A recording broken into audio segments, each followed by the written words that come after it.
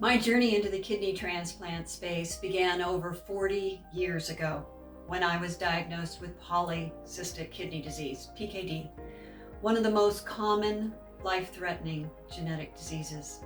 A disease that took my father's life in his early 40s and my grandmother's life before I was born. It also put my brother on emergency dialysis, followed by 2 kidney transplants with dialysis sandwiched in between. In my early 20s, my worst fear became a reality when tests revealed I too had PKD. I bounced around from fear to denial and back again. And then I distracted myself by getting lost in my career.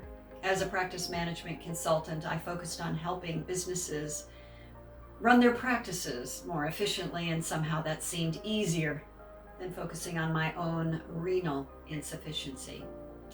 Yet as my kidney function continued to down spiral, I quickly realized that staying in denial and listening to my nephrologist's non-alarmist attitude was not the right thing to do. That realization compelled me to seek insights from other resources, and what a blessing that decision proved to be.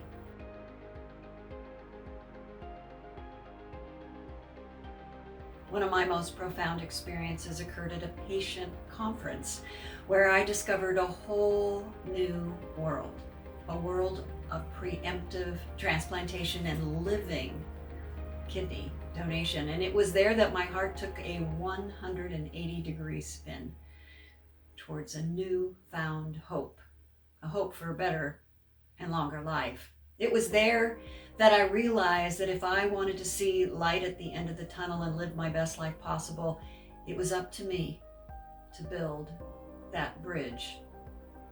So when I returned back home, I shared what I had learned at the conference with my nephrologist, and oddly enough, he didn't seem too interested. He told me to relax, to go home and live my life, that I had lots of time.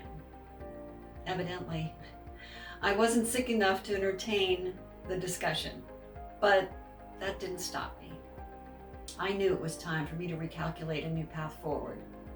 And that path included getting referred to a transplant center for an evaluation. And while that took some doing, I finally won the debate. I got evaluated and approved. So now the next hurdle was to find a donor.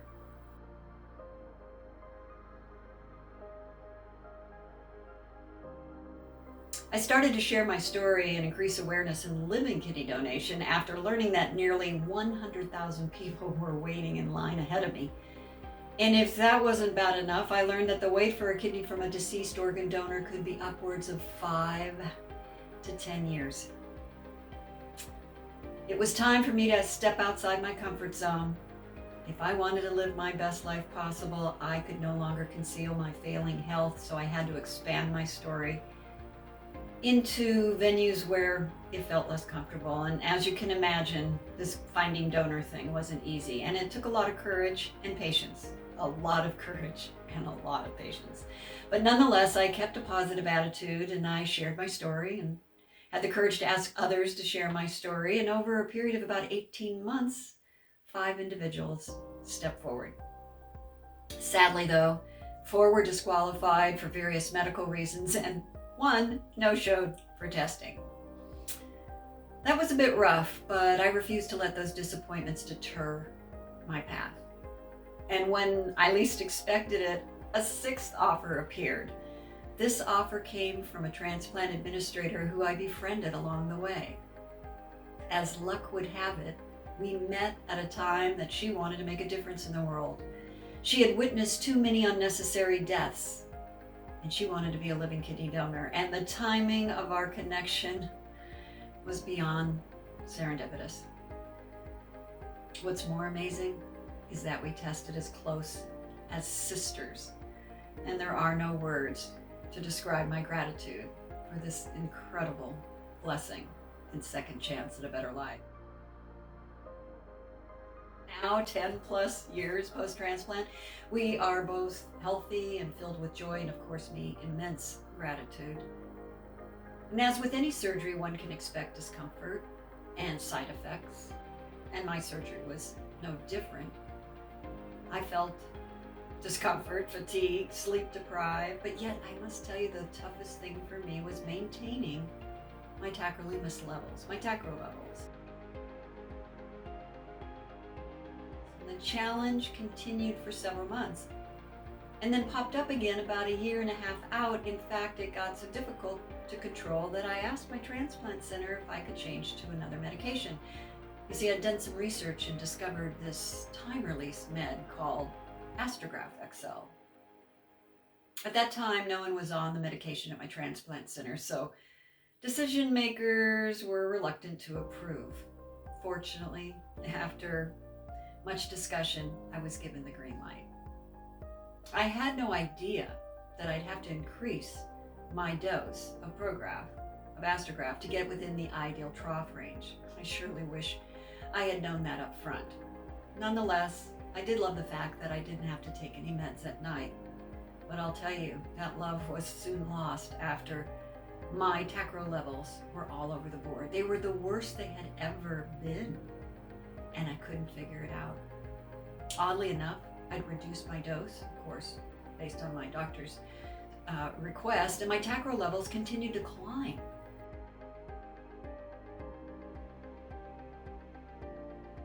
The unpredictability factor became so alarming that I drummed up enough courage once again to ask permission to review alternative options. And prior to having that discussion, I had done my own research, and I came across what I felt was a revolutionary once daily tacrolimus called Envarsus XR.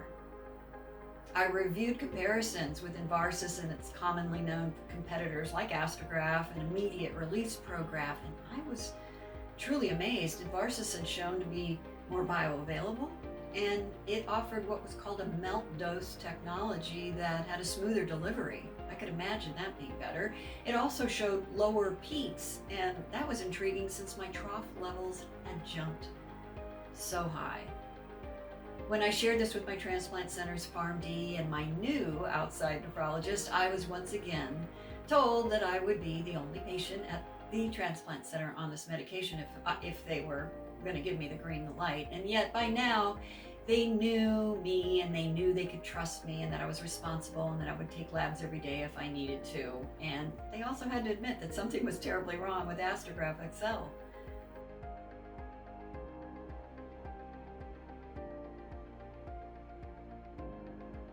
So now, more than 3 years out on Envarsus, I can gleefully say that my courage and my curiosity that kept me exploring other options and my commitment to protect my new kidney did not disappoint. And as a bit of an added unexpected bonus, I was able to start taking Envarsus 50% less than what I was taking on Astrograph, and I'm still 50% less, and I'm in the sweet spot of the trough level. I owe a huge deal of gratitude to the open-mindedness of my transplant center's PharmD and my outside nephrologist who truly saved the day by empowering my path with the green light and the prescription for Envarsus. And speaking of good paths, I'm enthusiastically reporting that I'm living my best life ever, and my health has never been better.